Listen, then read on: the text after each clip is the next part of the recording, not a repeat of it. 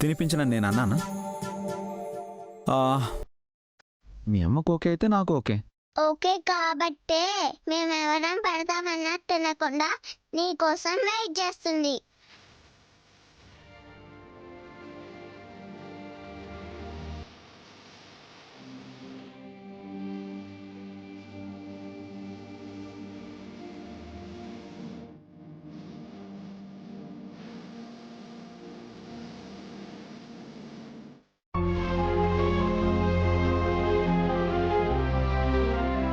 నీకు కూడా పెడతా రా. బాగుందా?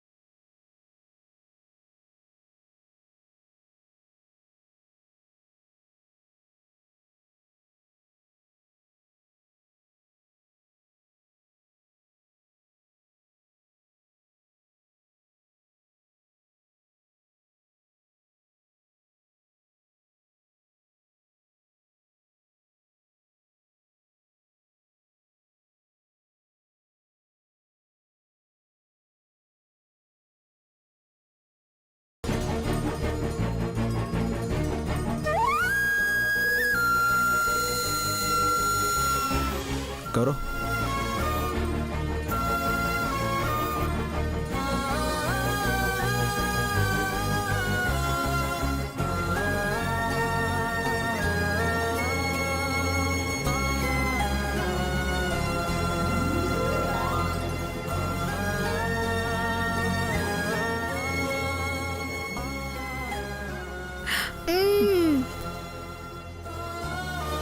ఏంది బావ ఎంత సంతోషంగా ఉన్నావు? ఒక పాపను కలిసి డబ్బులన్నీ ఇచ్చేసానని చెప్పాను కదా, కళ్ళ ముందు ఇంకా మెదులుతూనే ఉంది.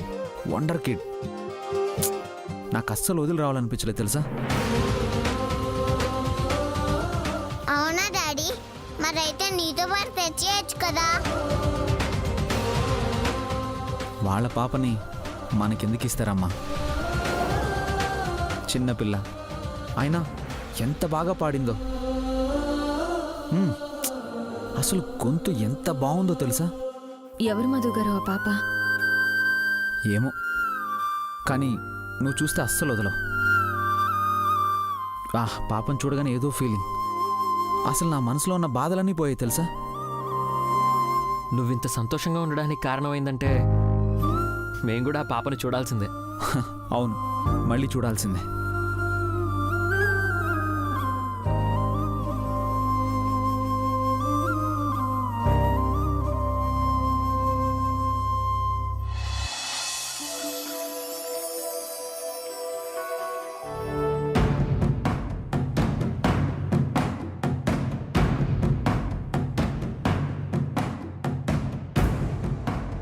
ఇది చాలా prestigious project Madhu.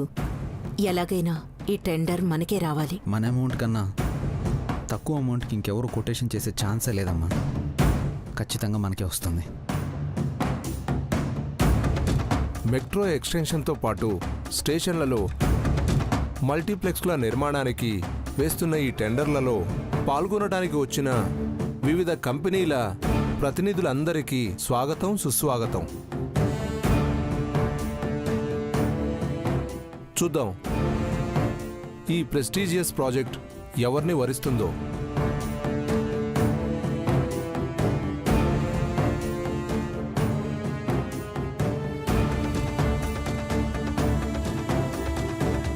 Deepti constructions 650 కోట్లు.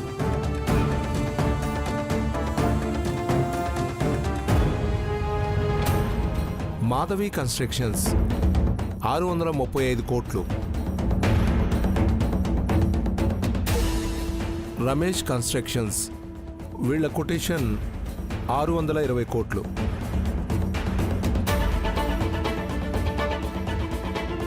పవిత్ర కన్స్ట్రక్షన్స్ 610 కోట్లు.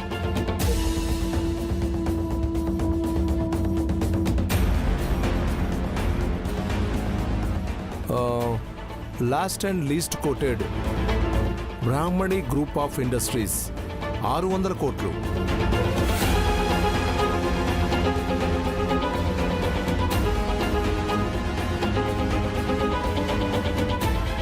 వచ్చిన టెండర్స్ అన్నిట్లోకి తక్కువ కోట్ చేసింది బ్రాహ్మణి గ్రూప్ ఆఫ్ ఇండస్ట్రీస్ కాబట్టి ఒక నిమిషం సార్, మొత్తం 7 కొటేషన్స్ వచ్చాయి కదా, 6 చదివి విన్నర్ని ఫైనల్ చేస్తున్నారేంటి? ఏడా? అవును సార్, ఇదిగో ఇక్కడ ఒకటి ఉంది చూడండి.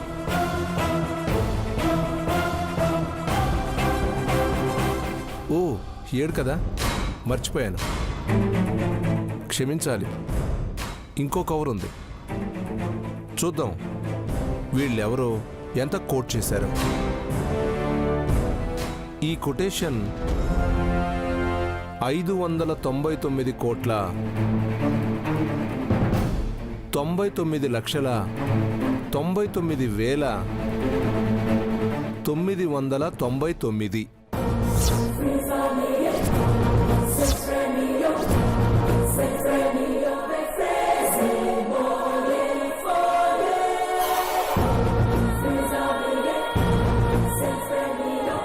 అంటే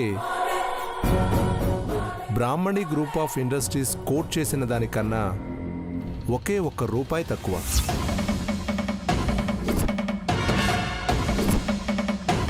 సారీ బ్రాహ్మణి దేవి గారు, ఒకే ఒక్క రూపాయి తేడాతో మీకు టెండర్ మిస్ అయిపోయింది.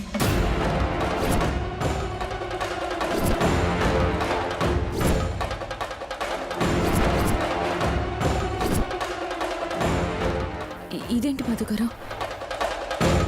అంత కరెక్ట్గా మనం వేసిన కొటేషన్కి ఒకే ఒక్క రూపాయి తక్కువ ఎలా వేయగలిగారు?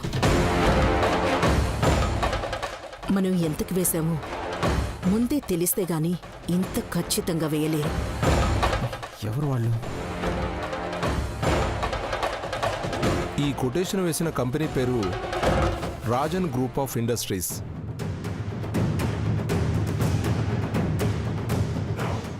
So winner is Rajan group of industries.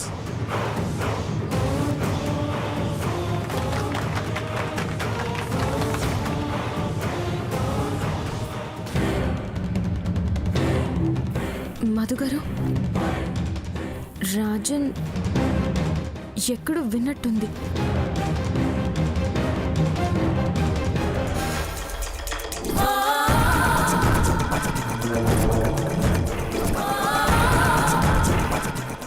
నాందా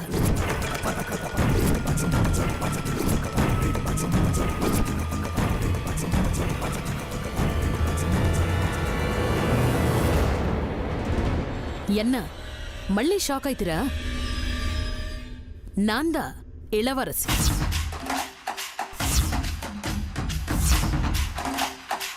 இளவரசி Soundarya Rajan. Rajan group of industries. எல்லாருமே நான்தா.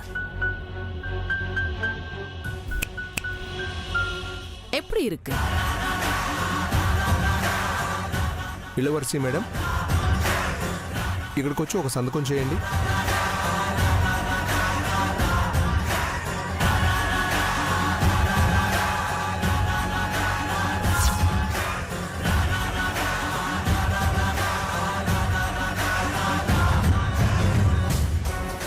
సరిగ్గా రూపాయి తక్కువకి కొటేషన్ వేసినప్పుడే ఈ పని ఇలవర్సిదని అర్థమైపోయింది.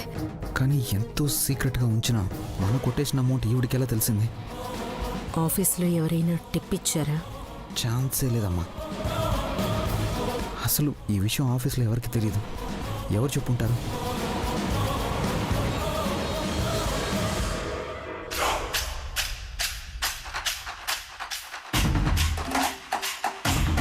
ఇది చాలా పెద్ద టెండర్ కాబట్టి మొదటి 2 ప్లేస్లో వచ్చిన కంపెనీలకి ఈ ప్రాజెక్ట్ ఇవ్వబడుతుంది.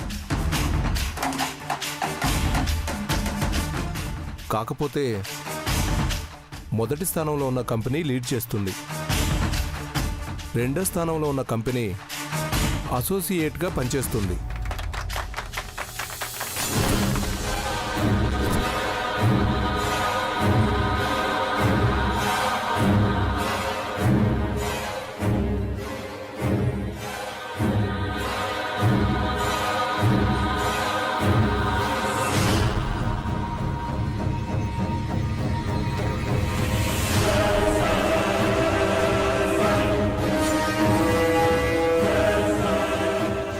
మనం వీళ్ళ కింద పనిచేయడమా? ఈ కర్మ ఏంటత్తయ్యా? ఈ ఇళవరసితో పెట్టుకుంటే కర్మ ఇంద మాదిరే కాలుతుందిమే.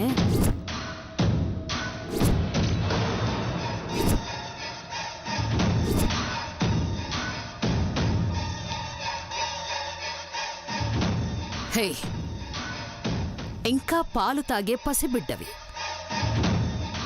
ఈ ఇళవరసితో ఛాలెంజ్లు ఎందుకుమే? చేతి వరకు వచ్చిన టెండర్ ఎట్టా లాక్కొంటినో చూస్తిరి కదా.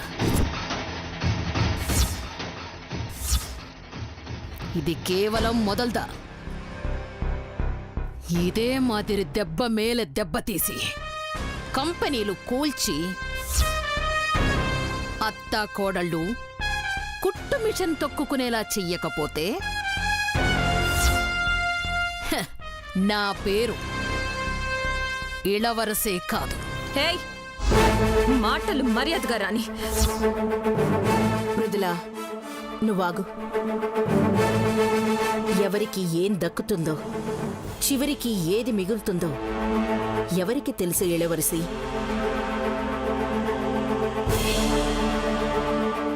ఒకవేళ నిజంగా కుట్టు మిషన్ కుట్టుకోవాల్సి వచ్చినా అప్పుడు కూడా మేం సంతోషంగానే ఉంటాం. ఇంకో 4 ఉపాధినిచ్చి వాళ్ళని సంతోషంగా ఉంచగలుగుతాం. కానీ నీలాగా 4 తొక్కి ఎదిగే మనుషులము కాము, మనసులు కావు. ఈ విషయం బ్రాహ్మణి గ్రూప్ ఆఫ్ కంపెనీస్లో ఎవరిని అడిగినా చెప్తారు. వాళ్ళ బాధలో ఉన్నాం, సంతోషంలో ఉన్నాం, కష్టం వస్తే ఆదుకున్నాం. నీలాగా జీవితాల్ని నాశనం చేసే మనుషులం కాదు. అబ్బబ్బబ్బబ్బబ్బబ్బా, ఏం చెప్తిరి సమ్మ సూపర్.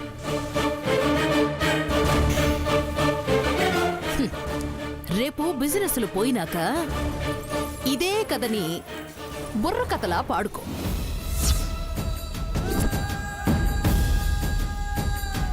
ఈ దినం టెండర్ సిక్కినది, రేపు మీ కంపెనీ నాకు దక్కుతాది. హ, నా చేతిలో పెట్టడానికి సిద్ధంగా ఉండండి.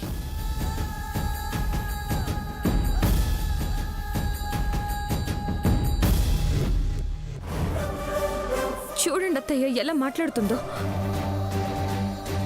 దీన్ని ఏదో ఒకటి చేయకపోతే ఇలాగే ఇంకా ఇంకా చేస్తూనే ఉంటుంది. టెన్షన్ పడకు మృదులా, మనం ఊహించలేదు కాబట్టి దెబ్బ కొట్టింది. ఇక మన జాగ్రత్తలో మనం ఉందాం. అది మనల్ని ఏమీ చేయలేదు. సరే, నాకు మినిస్టర్ గారితో అపాయింట్మెంట్ ఉంది, కలిసి వస్తాను. మీరు ఇంటికెళ్ళండి. అలాగే అమ్మా. అసలు ఇలా ఎలా జరిగింది? ఎవరు లీక్ చేసుంటారు? ఆఫీస్లోనూ లేకపోతే ఇంట్లోనే జరుగుండాలి మధు గారు. ఎవరు చేస్తారో కనుక్కుని కరెక్ట్ చేయాలి. లేదంటే ఆ ఇళ్ళవరిసి ఇలాంటి పనులు చేస్తూనే ఉంటుంది. సరే, వెళ్దాం పదండి.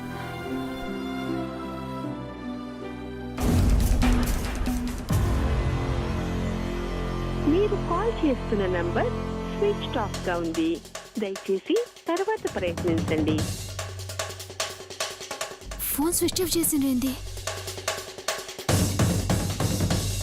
మీరు కాల్ చేస్తున్న నంబర్ స్విచ్ ఆఫ్ గా ఉంది.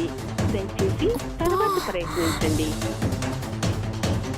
టెండర్ కొటేషన్ ఇస్తే బిడ్డని ఇస్తానన్నారు కదా, ఫోన్ ఆఫ్ చేసిండ్రేంది? వా!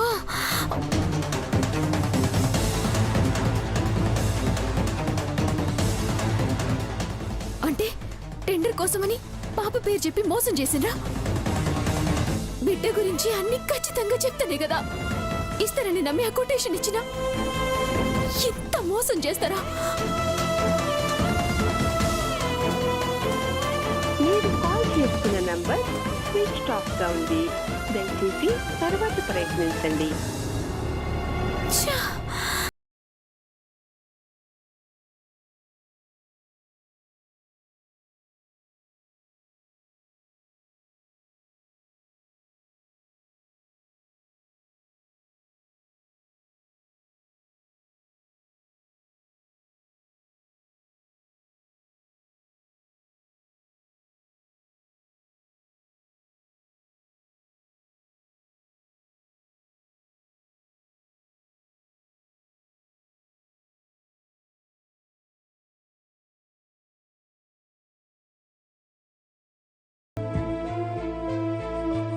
Something went wrong.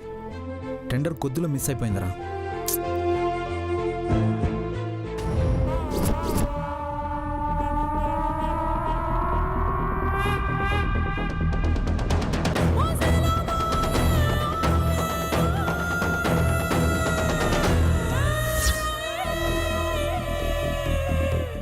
గా సార్ గీనే ఉన్నాడే, చూస్తే గంతే. చూసేసిండే. నేను మళ్ళీ ఫోన్ చేస్తాను రా.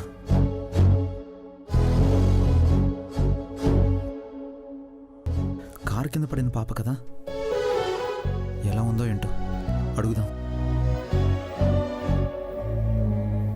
వస్తున్నాడక్క, పారిపోదప్పా. ఇప్పుడు పారిపోతే మళ్ళా కలిసినప్పుడు దొరికిపోతాం. యాక్టింగ్ యాక్టింగ్ సే. అమ్మా అమ్మా.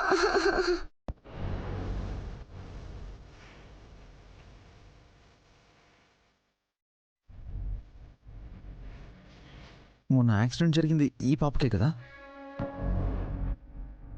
ఇప్పుడు ఎలా ఉంది? ఇది చూడండి ఎలా ఉందా? ఎట్లుంటుందయ్యా? ఇదిగో గిట్లనే ఉంది. అమ్మా అమ్మా. ఇంకా నొప్పులు తగ్గలే. అమ్మా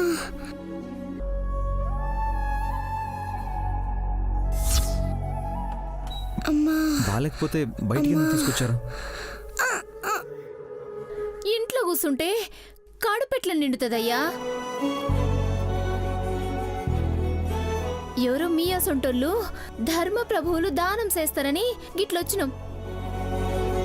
ఆకలేస్తుంది, కడుపులో ఎలుకలు పరిగెడుతున్నాయి. పాప ఆకలికి అడవడం ఏంటమ్మా?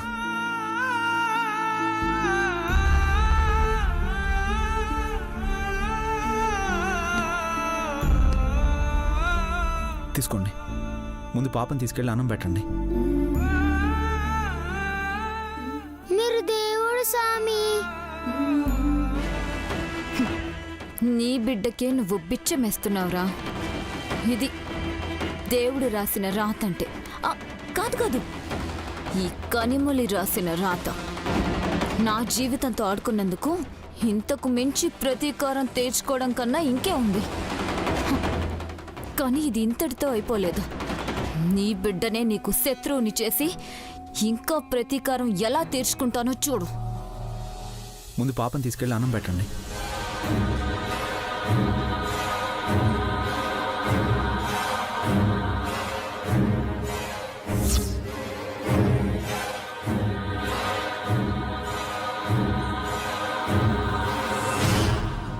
పైసలు మస్తు వస్తున్నాయి కదా.